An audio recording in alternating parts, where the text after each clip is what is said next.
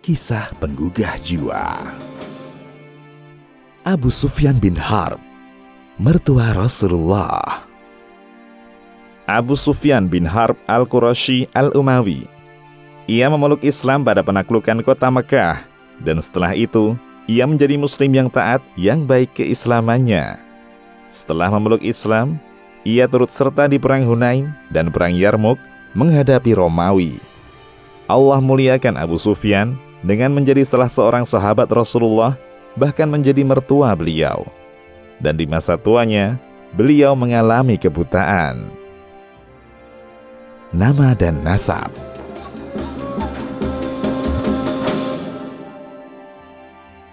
Dia adalah Abu Sufyan Sakhr bin Harb bin Umayyah bin Abdus Syams bin Abdu Manaf bin Qusay bin Kilab bin Murrah bin Ka'ab bin Lu'ay bin Ghalib bin Fihr al-Qurashi al-Umawi.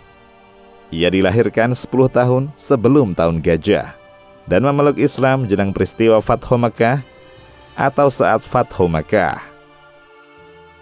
Sebelum memeluk Islam,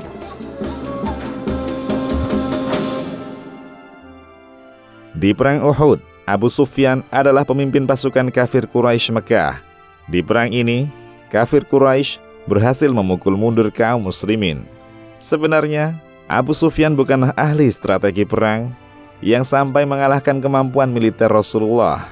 Namun, saat itu, pasukan Quraisy jumlahnya sangat besar, 3.000 orang. Di antara mereka, terdapat 200 pasukan berkuda dan 700 orang berbaju perang lengkap. Fatalnya lagi, pasukan kaum muslimin menyelisihi komando Rasulullah Sallallahu Alaihi Wasallam. Sebelum memeluk Islam, Abu Sufyan juga pernah menangkap salah seorang sahabat Rasulullah, Zaid bin Ad-Dathinah radhiyallahu anhu. Ia berkata kepada Zaid, "Aku bersumpah atas nama Allah, wahai Zaid, apa kau mau kalau sekarang Muhammad berada dalam posisimu agar kami penggal dia, sementara kau bebas berkumpul bersama keluargamu?" Zaid menjawab, "Demi Allah, sekarang saja seandainya Muhammad sedang tersakiti karena tertusuk duri dan aku duduk-duduk bersama keluargaku, aku tidak menyukai hal itu terjadi." Abu Sufyan berkomentar, "Aku tak pernah melihat sekelompok orang mencintai seseorang seperti cintanya sahabat Muhammad kepada Muhammad." Memeluk Islam.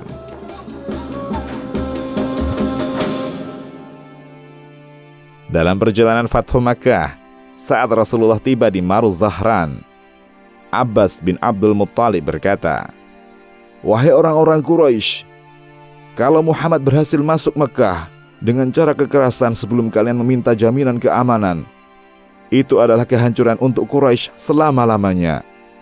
Lalu Abbas melanjutkan ceritanya, "Kemudian aku menunggangi bighal putih Rasulullah hingga aku sampai di daerah Al-Arak.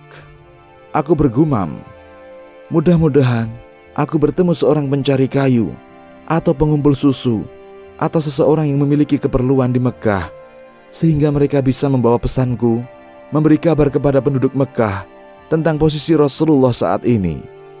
Mereka bisa meminta jaminan keamanan sebelum beliau memasuki kota Mekah dengan peperangan." Abbas melanjutkan, "Demi Allah, saat aku berjalan menuju Rasulullah dan berpikir apa yang bisa aku lakukan, tiba-tiba aku mendengar suara Abu Sufyan yang sedang ngobrol bersama Budail bin Warqa. Keduanya hendak pulang menuju Mekah." Abu Sufyan berkata, "Aku tidak pernah melihat kumpulan api unggun sebanyak ini dan pasukan sebesar ini sebelumnya." Lalu Budail menyambut, "Itu adalah apinya orang-orang Khuza'ah. Mereka mengobarkannya untuk berperang." Abu Sufyan menimpali, "Khuza'ah? Semoga Allah menghinakan mereka. Untuk apa mereka membuat api dan mengumpulkan pasukan? Aku tahu itu adalah suara Abu Sufyan." Kata Abbas, "Aku memanggilnya, 'Abu Hanzalah.' Ia pun mengenali suaraku. Ia bertanya meyakinkan, 'Abul Afdal?' Iya, jawabku. 'Sedang apa kau di sini?' Tanya Abu Sufyan heran. Ku jawab, 'Celaka engkau Abu Sufyan. itu adalah Rasulullah di tengah pasukan. Demi Allah, dia akan menyerang Quraisy. Lalu, bagaimana jalan keluarnya? Tanya Abu Sufyan. Abbas berkata, seandainya ia berjumpa denganmu, pasti ia akan menebas lehermu. Ayo, naiklah Bighal ini bersamaku. Ku antar engkau menemuinya. Akan kupintangkan jaminan aman untukmu. Abu Sufyan pun kubonceng. Sementara Abu Dhail, ia pulang ke Mekah. Setiap aku melewati api unggun dari api-api unggun yang dibuat kelompok pasukan kaum muslimin, mereka bertanya, siapa itu? Siapa itu? Saat mereka melihat bighalnya Rasulullah, mereka berucap, oh, pamannya Rasulullah menunggangi bighal. Hingga akhirnya kami melewati api unggunnya Umar bin Khattab. Ia bertanya, siapa itu? Ia berdiri menyambutku. Namun, saat ia melihat Abu Sufyan yang berada di boncenganku, ia mengangkat suara. Itu Abu Sufyan, musuh Allah. Segala puji bagi Allah yang mempertemukanku denganmu tanpa ikatan perjanjian. Umar berjalan menuju Rasulullah. Ku percepat jalan tungganganku hingga aku bisa mendahuluinya yang hanya berjalan. Aku turun dan membiarkan bighal, lalu masuk menemui Rasulullah, dan Umar pun masuk juga. Umar berkata, wahai Rasulullah, ini Abu Sufyan. Allah membuatnya bisa kujangkau. Ia datang tanpa ikatan perjanjian damai. Izinkan aku untuk menghabisinya. Abbas berkata, wahai Rasulullah, aku yang memberinya perlindungan. Setelah itu, aku duduk mendekati Rasulullah, kuraih kepala beliau untuk kucium dahinya. Kukatakan, demi Allah, tidak ada seorang pun yang bisa menyentuhnya malam ini.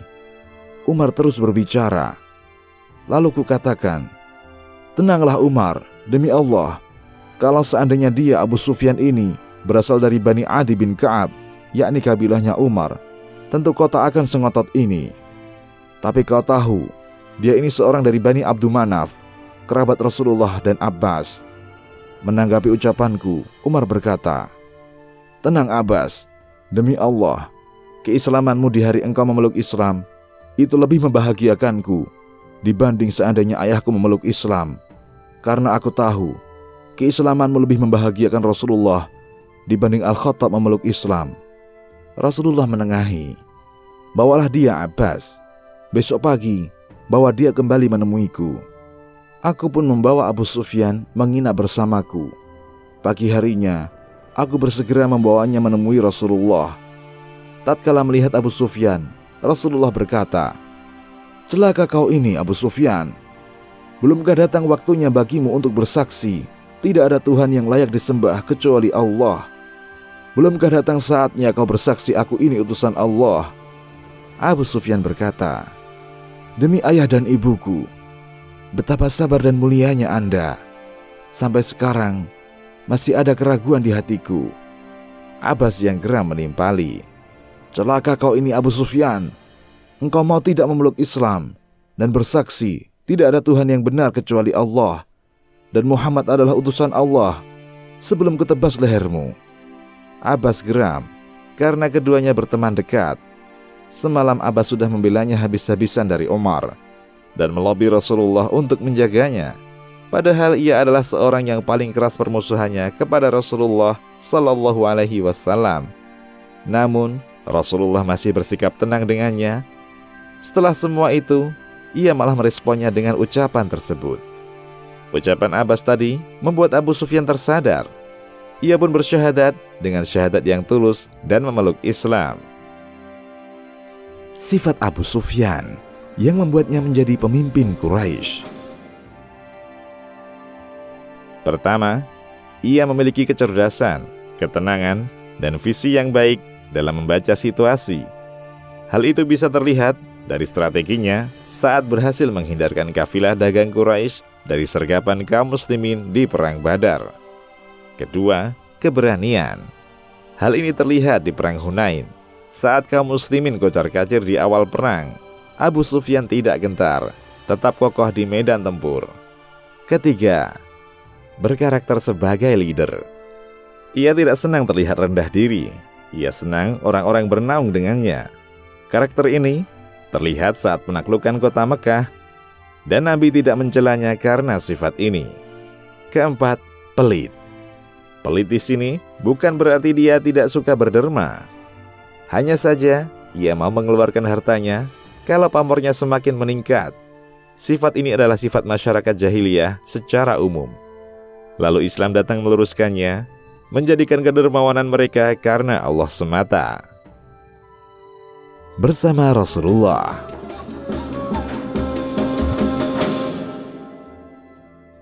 Dalam Asadul Ghabah, Ibnu Athir menyampaikan sebuah riwayat. Di hari Fathu Makkah, panji perang dipegang oleh Sa'ad bin Ubadah. Lalu ia melewati Abu Sufyan. Saat itu, Abu Sufyan telah memeluk Islam. Sa'ad berkata kepadanya, "Hari ini adalah hari peperangan, hari di mana yang haram menjadi halal. Dan pada hari ini, Allah akan hinakan orang-orang Quraisy." Lalu Rasulullah lewat bersama batalion Ansar. Abu Sufyan memanggil beliau, "Wahai Rasulullah, apakah Anda diperintahkan membunuh kaummu sendiri?" Sa'ad mengatakan bahwa ia akan memerangi kami. Utsman bin Affan dan Abdurrahman bin Auf mengatakan, "Wahai Rasulullah, Sa'ad merasa tidak tenang sebelum ia menyerang Quraisy."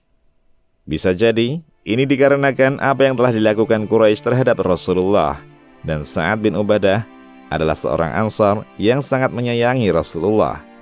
Rasulullah berkata kepada Abu Sufyan, "Abu Sufyan, hari ini adalah hari yang haram, dan pada hari ini Allah memuliakan orang-orang Quraisy."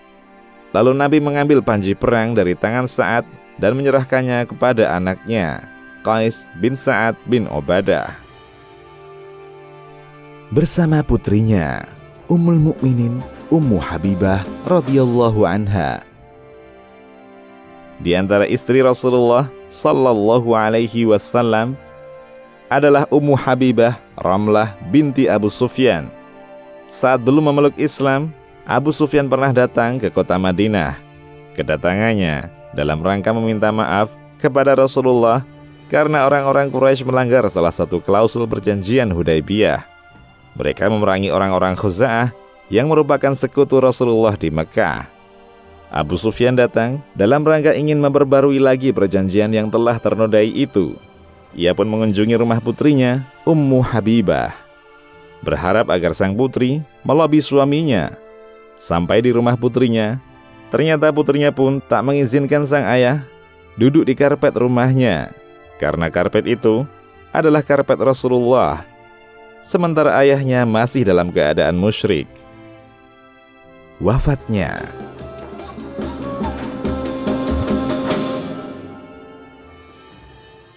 Sejarawan berbeda pendapat tentang tahun wafat Abu Sufyan. Ada yang menyebutkan bahwa ia wafat tahun 31 Hijriah. Ada pula yang berpendapat tahun 32 Hijriah. Dan ada pula yang menyatakan ia wafat di tahun 34 Hijriah. Saat itu, Utsman bin Affan yang mengimami salat jenazahnya. Demikian, wallahu a'lam.